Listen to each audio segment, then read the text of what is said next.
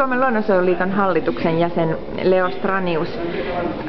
Nairobin kokouksessa tarkoituksena on keskustella myös siitä, mitä tapahtuu vuoden 2012 jälkeen kansainvälisessä ilmastopolitiikassa. Suomella ei ole oikein selvää suunnitelmaa siitä, mitä Suomen ilmastopolitiikassa silloin tapahtuu. Eli miten Suomen nyt pitäisi valmistautua ja varautua siihen, mikä meitä vuoden 2012 jälkeen ja siitä neuvotellessa odottaa?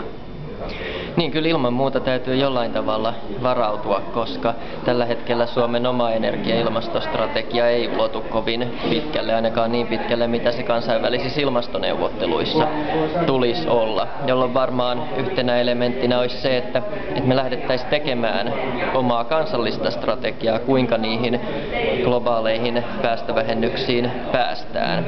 Ja sen myötä Suomen täytyisi myös rohkeasti näyttää jollain tavalla omaa esimerkkiä. Tällä hetkellä päästöt kasvaa Suomessa, kun niiden pitäisi lujaa vauhtia mennä alaspäin, ja näyttää, että monia politiikkatoimia tehdään, jotka ei edistä päästöjen vähennystä, päinvastoin. Mutta olisi kaikkia ideoita. Ekologinen verouudistus, me voitaisiin ottaa käyttöön henkilökohtaisia päästökiintiöitä, vähän kokeilla täällä Suomessa ajatuksia, mitä sitten voisi kansainvälisesti testata, millä saataisiin mukaan sitten muitakin toimijoita yhteisiin talkoisiin.